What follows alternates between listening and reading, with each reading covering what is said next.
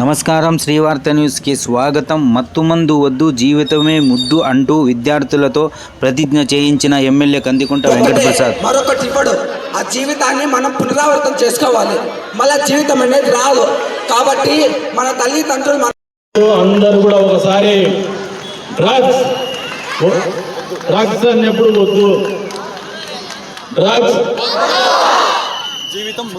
జీవితం డ్రగ్స్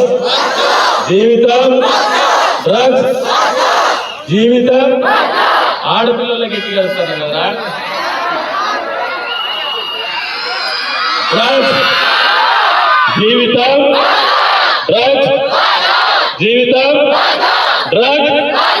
జీవితం. ఇప్పుడు అందరూ కూడా ఓ యువత,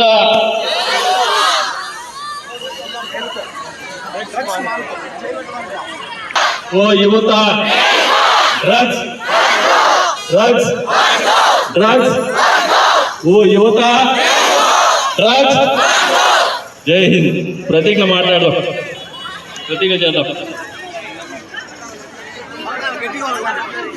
మాదక ద్రవ్యాల వ్యతిరేక దినోత్సవం సందర్భంగా ప్రతిజ్ఞ. అక్రమ రవాణా బాగా చదువుకొని మంచి ఉద్యోగం తెచ్చుకొని వాళ్ళని బాగా చూసుకోండి. అంతే, అర్థమైందా?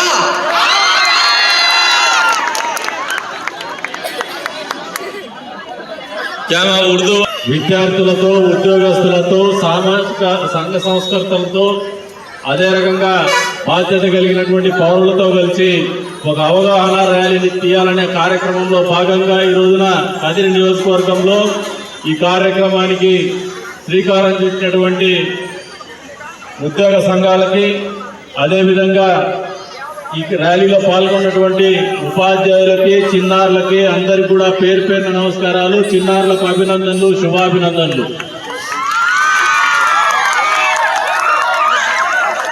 మామూలుగా వక్తలంతా మాట్లాడినారు. మా డిఎస్పీ గారు అయితే పోలీసింగే మాట్లాడుతూ ఉన్నారు.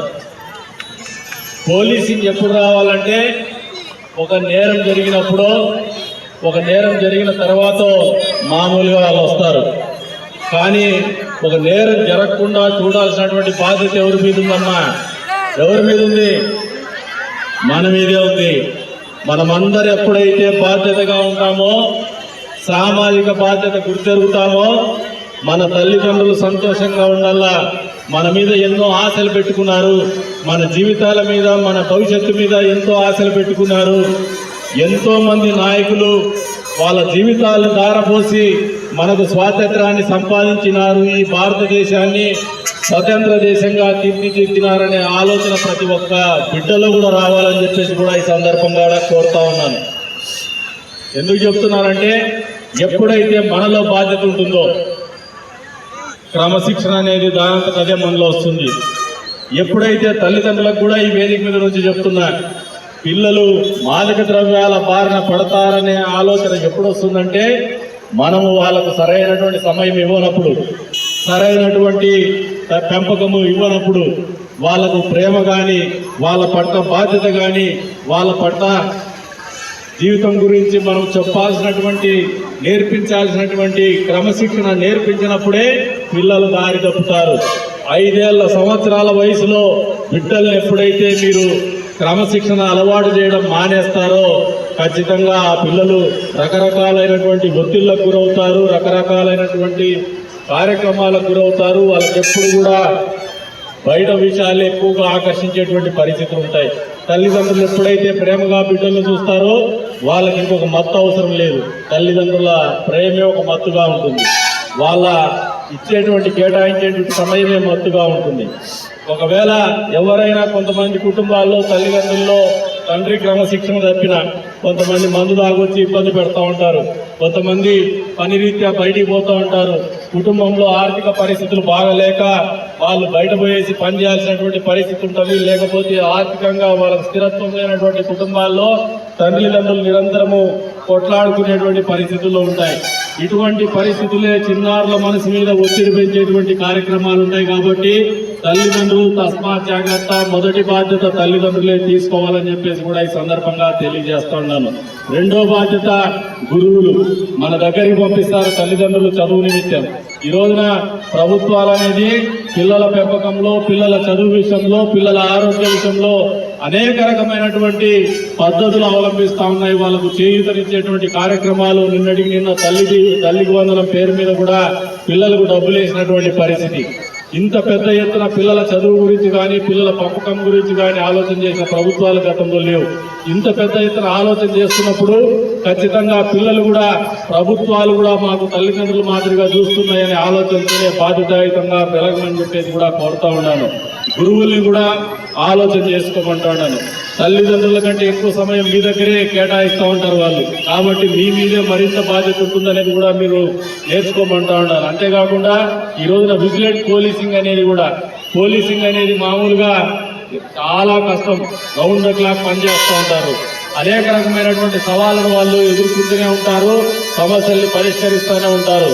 కానీ పిల్లల కంటే ప్రాధాన్యత ఏ ఒక్క విషయం కూడా పెట్టుకోవద్దని చెప్పి పోలీసు వారికి కూడా తెలియజేస్తా ఉన్నాను.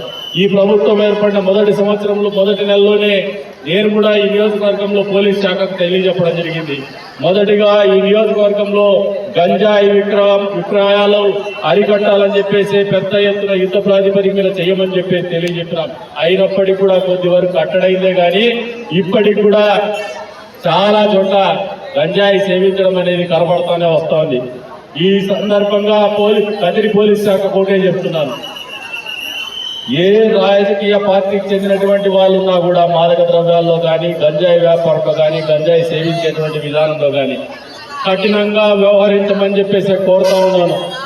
అంతేకాకుండా వారి పిల్లలు ఎవరినైతే పిల్లలు మీరు చూస్తారో గంజాయి సేవించేటువంటి వాళ్ళు కానీ, లేదంటే డ్రగ్స్ సేవించేటువంటి వాళ్ళు కానీ, వాళ్ళ తల్లిదండ్రులకు కూడా కౌన్సిలింగ్ ఇచ్చేయడానికి మీరు కార్యాచరణ రూపొందించుకోమని చెప్పేసి కూడా ఈ సందర్భంగా తెలియజేస్తా ఉన్నాను. ఈ రోజున పిల్లలు ఉత్సాహంగా రోడ్డు మీదకి వచ్చినారు, చాలా ఆరోగ్యకరమైనటువంటి ఆలోచనతో వచ్చినారు. పిల్లలు ఈ రోజు ఒక బాధ్యత గుర్తుపెట్టుకోండి. ఈ రోజున ప్రపంచంలో మనము 4వ అతిపెద్ద ఆర్థిక వ్యవస్థగా ఎదగలిగినామంటే ఈ దేశం యొక్క శక్తి సామర్థ్యాలంతా కూడా యువతే. ఈ యువత నిర్వీర్యం అయిపోయిన రోజున దేశం బాగుండదనే ఆలోచన మీరందరూ కూడా నేర్చుకోమని చెప్పేసి కూడా ఈ సందర్భంగా తెలియజేస్తున్నాను. కనుకనే బాధ్యతగా వ్యవహరించమని చెప్పేసి కూడా ఈ సందర్భంగా తెలియజేస్తున్నాను. గతంలో ఒక పాలకుడు పరిపాలించినాడు, విచ్చలవిడితనం వచ్చింది. పరిపాలన అంటే డబ్బు సంపాదించుకోవడం, లేదంటే జనాలకు డబ్బులు వేయడం అనుకున్నాడు. అంతేగాని బాధ్యతగా సంఘంలో శాంతి భద్రతలు కాపాడాలా, ప్రజల ఆరోగ్యం కాపాడాలా, క్రమశిక్షణ కాపాడాలా, లా అండ్ ఆర్డర్ ఉండాలా సమాజంలో అని చెప్పేసి ఎప్పుడు కూడా ఆలోచన చేయనటువంటి పరిస్థితులే ఈ రోజున ఇంత పెద్ద ఎత్తున మాదక ద్రవ్యాల వినియోగానికి వేళ్లు కోల్పోయినటువంటి పరిస్థితులు కల్పించినాయని చెప్పేసి కూడా ఈ సందర్భంగా తెలియజేస్తున్నాం. అటువంటి పరిస్థితుల్లో నుంచి గౌరవ ముఖ్యమంత్రి చంద్రబాబు నాయుడు గారి చొరవతోనే ఇందాక పెద్దలు చెప్పినారు, ఈగిల్ టీం కావచ్చు, ఇంకా ఇతరత్ర టీమ్స్ కావచ్చు, పెద్ద ఎత్తున నిఘా విభాగం పనిచేసేటువంటి పరిస్థితుల్లోకి పరిపాలన పోతా ఉంది, పరిపాలన సాగుతోందని చెప్పేసి కూడా ఈ సందర్భంగా తెలియజేస్తున్నాము.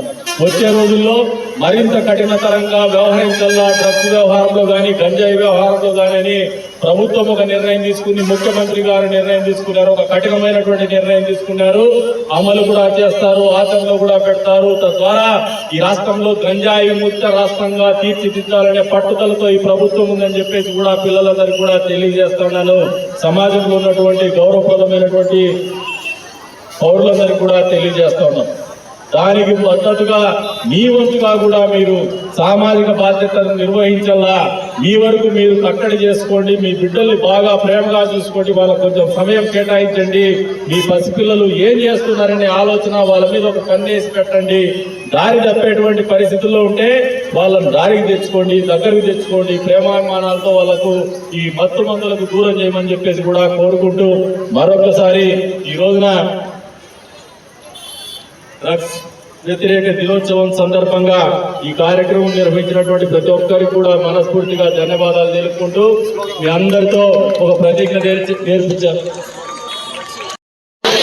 దుర్వినియోగంపై జరుగుతున్న పోరాటంలో క్రియాశీల భాగస్వామిని అవుతానని, వీటి వాడకం వలన కలిగే దుష్పరిణామాల గురించి సంపూర్ణ అవగాహన కలిగి ఉండి నాతో పాటు ఏ ఒక్కరు డ్రగ్స్ బారిన పడకుండా కృషి చేస్తానని డ్రగ్స్ అమ్మకం కొనుగోలు చేసే వ్యక్తుల సమాచారాన్ని పోలీసుకు తెలియజేస్తానని, డ్రగ్ రహిత జీవనశైలిని అనుసరిస్తానని, డ్రగ్ రహిత సమాజమే లక్ష్యంగా సాగుతున్న